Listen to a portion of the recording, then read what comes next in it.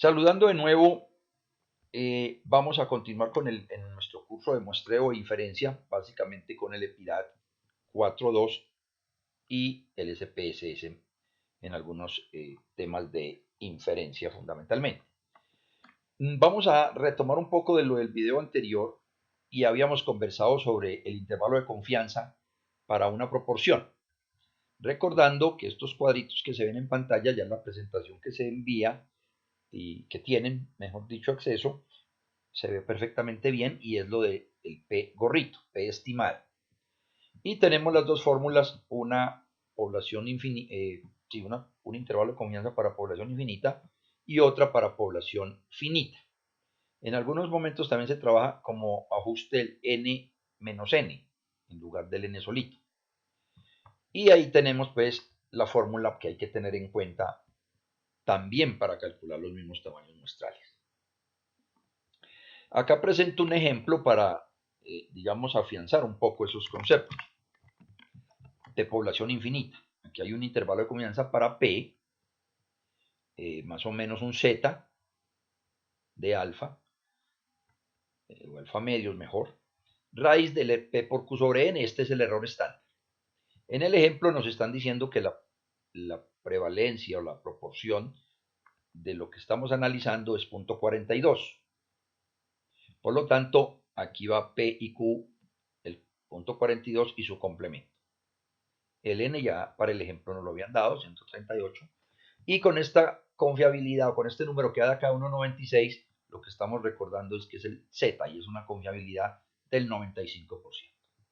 Solo lo traigo a colación para las personas que a veces les interesa también trabajarlo de manera manual.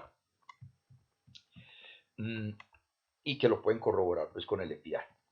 Luego de desarrollar esto, estamos hablando de que los resultados son 50.2 y 33.8. Entonces ya dice la conclusión acá, que es una pantallazo tomado de otro ladito. Dice que con una confianza del 95% la proporción de personas que viven en Itagüí, era el ejemplo, Itagüí es un municipio aledaño a Medellín en Colombia, viven con intención de compra de vivienda, está comprendida entre el 34 y el 50% aproximadamente. Este es el tema del intervalo de confianza como está planteado acá, como un abrebocas de lo que vamos a seguir trabajando. Voy a reforzar de nuevo el tema de los errores relativos y absolutos.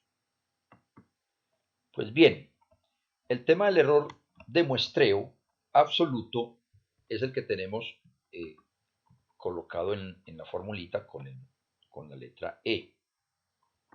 Entonces tenemos un límite inferior de los intervalos, x barra menos E, y el límite superior, x barra más E. Esto es para promedio o para proporciones. Por lo tanto, ¿cuál es el ancho del intervalo? El ancho del intervalo será 2 veces el error que nosotros definamos. De ahí la importancia o la claridad que debemos de tener en ese sentido, porque ese error no es que se deje de manera arbitraria o se coloque, digámoslo de alguna manera, sin algún razonamiento. Nosotros tenemos que pensar la proporción que tenemos y buscar que ese error nos dé un intervalo probablemente no muy estrecho, porque eso incrementaría el n, pero sí útil. O sea que el intervalo de confianza no sea muy amplio porque no nos daría ninguna información. Este es el concepto del error, es 2 veces el ancho del intervalo. Y la forma de calcularse es, ya es el error relativo, perdón, este es el error relativo.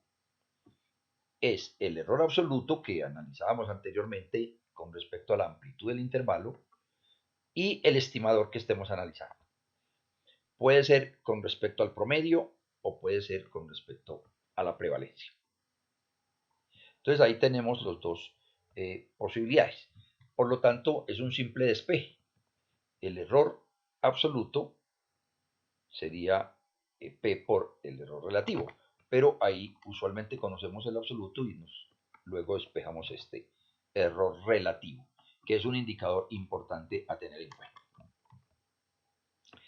Acá tengo unos pantallazos que nos ilustran de alguna manera esa relación y tienen acceso a la plantilla de este archivo Excel. Valga decir, si la prevalencia es de 0.5, como lo tenemos ahí en pantalla, 0.5, entonces, ¿qué marca el error absoluto? Un 5%. Bueno, aquí tengo una P de prevalencia, o sea, de proporción. 0.5 equivalente al 50%. Si tengo el error del 5%, error absoluto, lo que estoy diciendo es que tengo un error relativo del 10, porque lo que hacemos es el cociente entre este 0.05 y este 0.5. Es el error sobre la prevalencia o el estimador. Entonces me va dando un 10%. Pero a medida que vamos disminuyendo estos valores de P, manteniendo constante ese famoso P o ese famoso error admisible de 5%, observen que el error relativo va creciendo sustancialmente. ¿Eso qué implica? Eso implica que cuando a uno le dicen, si no conoce nada de la forma de la proporción o de la distribución de los datos, coloque 0.5 en su fórmula, es un error graso. Y es un error porque de pronto por no ocultar, por no hacer la piloto, por no tener algunas otras búsquedas de otras fuentes, colocamos el 0.5 y mantenemos el 5 de error. Pero qué tal que en la realidad la prevalencia fuera algo así como un 0.20. Si se mantiene ese error del 5, tenemos es un error relativo de un 25% o de 0.25. Es muy alto, supremamente alto. Y ni qué decir si fuera del 10. Eso, por lo tanto, implica que los esfuerzos no es colocar la P porque sí. Eso no es el facilismo que uno observa en algunos momentos o en algunos casos. Esta P es necesaria hacer esfuerzos para tenerla de mejor manera. Y aquí está el sustento de hecho. Si yo mantengo este 0.5, entonces el error relativo es muy grande y evidentemente el tamaño de muestra sí será más pequeño, pero manteniendo esto constante. ¿Qué es lo que hacemos en la realidad? O lo que se debe hacer, creo yo. Si mi prevalencia es menor, este 0.3, entonces el error absoluto debo de disminuirlo. Porque ya no es lo mismo 0.45 a 0.55 que 0.25 a 0.35, ya la magnitud es muy grande. Yo ya podría disminuir a un 3%, 4, 3,5. Y eso implica el n se incrementa. Entonces no es tal que el 0.5 el n es más grande. El n es más grande si se mantiene todo lo otro igual, que no es la recomendación. Acá entonces en la parte inferior se tiene otro análisis.